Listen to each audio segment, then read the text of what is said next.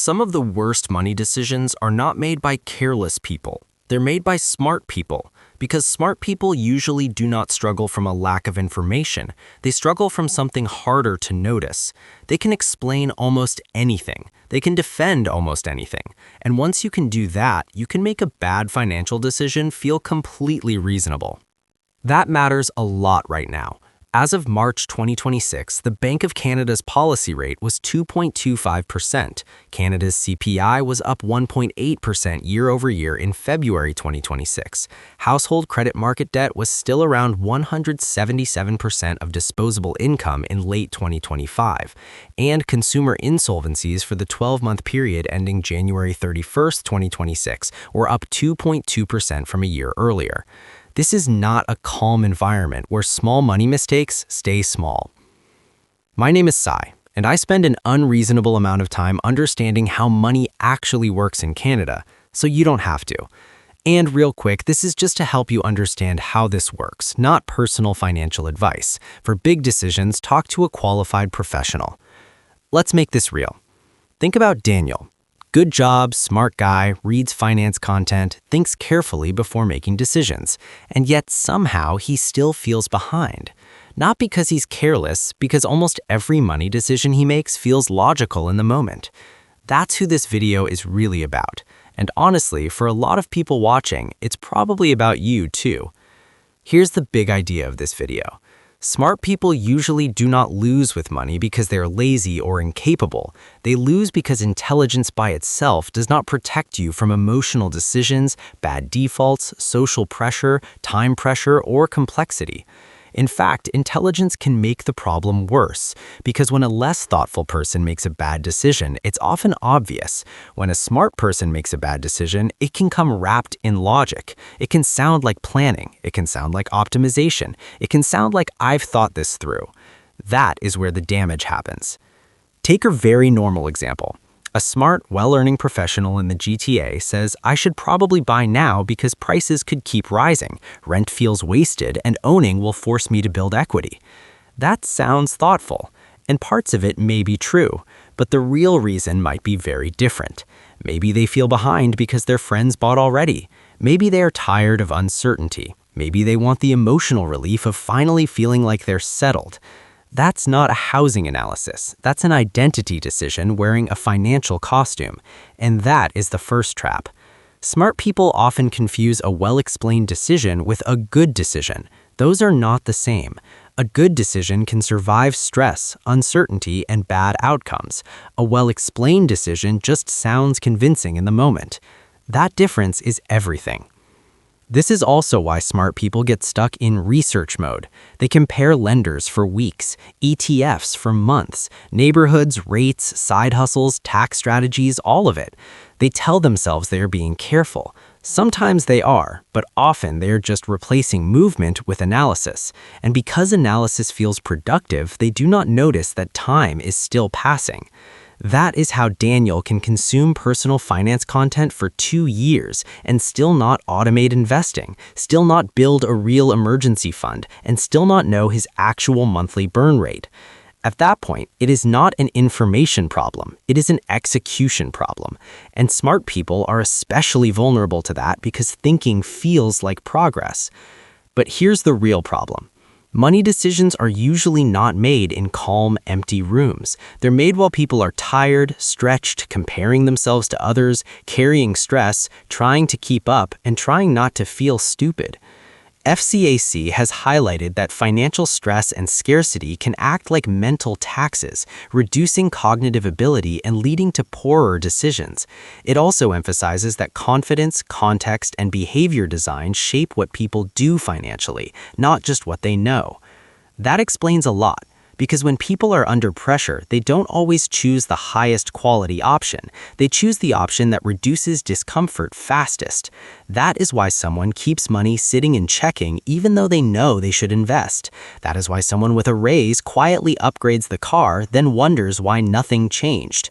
That is why someone keeps a balance on a high-interest credit card while still telling themselves they're basically doing okay. Under stress, immediate relief feels smarter than long-term benefit, and smart people are not immune to that. They're just better at building stories around it. Now, let's talk about one of the most expensive traps: rationalized emotion. A lot of people think emotional money decisions are obvious: impulse spending, panic selling, luxury purchases. But the expensive emotions usually look far more respectable: fear of being left behind, fear of looking unsuccessful, fear of missing the housing market, fear of making the wrong decision so you make no decision at all. That is where smart people get caught. The engineer who delays investing because they want the perfect portfolio first. The lawyer who stretches for the house because real estate is a long-term asset. The consultant who keeps too much cash because markets feel uncertain. That is the trap. A smart explanation can still be covering an emotional decision. Intelligence helps you process information. It does not automatically help you process yourself. And then there's social comparison, which is brutal in money decisions, especially in places like the GTA and Vancouver. Normal gets distorted fast. A normal house price stops feeling shocking because you've seen it too many times. A normal car payment starts feeling acceptable because everyone around you seems to have one. A normal lifestyle gets more expensive simply because your peer group quietly upgraded what normal means. That's how smart, responsible people drift into expensive lives they never consciously chose, not through one huge mistake, through repeated imitation. And because those choices feel socially approved, they don't feel reckless, they feel adult. That's what makes them dangerous. Now add complexity on top of that. TFSAs, RRSPs, FHSAs, mortgage renewals, variable versus fixed, insurance, taxes, platforms, credit products. For a thoughtful person, that creates a tempting idea: I should wait until I fully understand everything. Which sounds smart until you realize that some decisions get worse when delayed. Not all delay is caution. Sometimes delay is just cost in disguise. The investor who waits 3 years to start because they want the perfect plan. The first-time buyer who never runs the true ownership numbers because they're scared of what they'll find. The family that avoids looking at the renewal payment jump until the last minute. The high-income earner who keeps saying they'll clean everything up soon while lifestyle creep keeps winning. These are not irrational people. They're normal people in complex systems. But here's the good news. Once you understand the traps, you can build a better decision process, and that matters more than trying to become some perfect money robot. So here's the framework I'd use.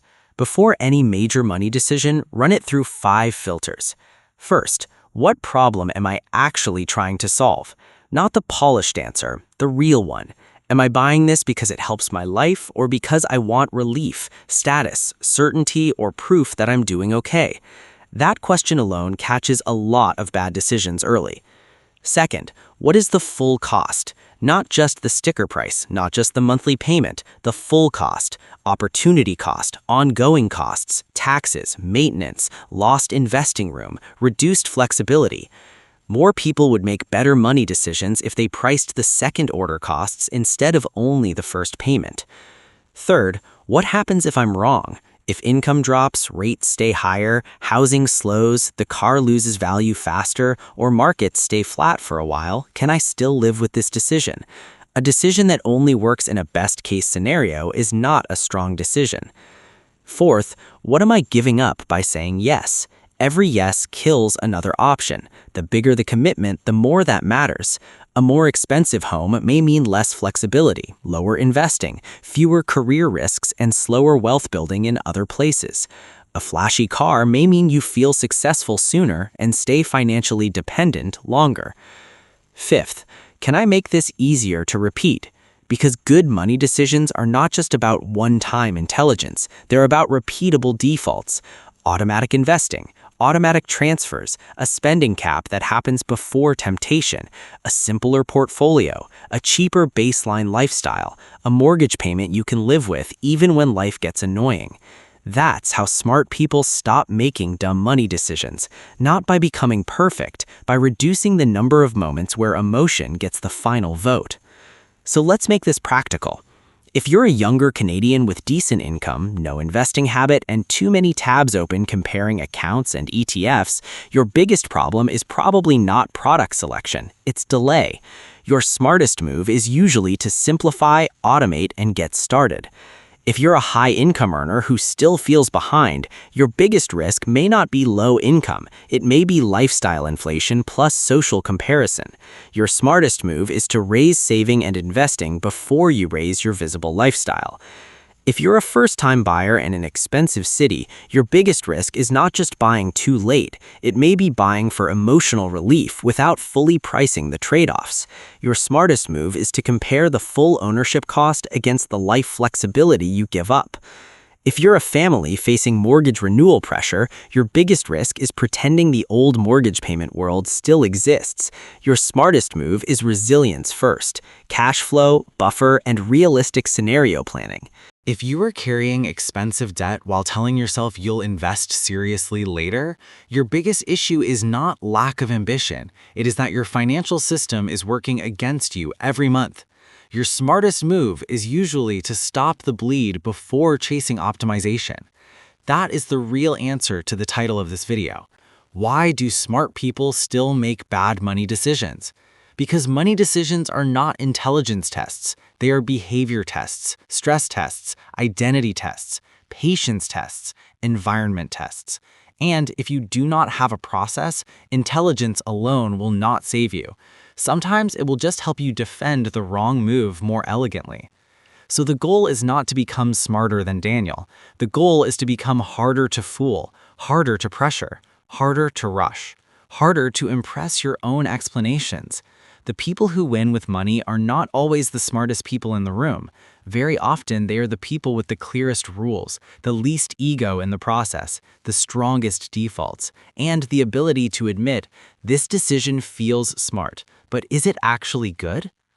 That is a much more useful question, and if you ask it consistently, your money life gets a lot cleaner. Because the smartest money decision is usually not the most sophisticated one. It's the one that still looks smart after the emotion wears off. If you want simple, clear explanations like this around money and investing in Canada, consider subscribing. I'm Sai. I'll see you in the next one.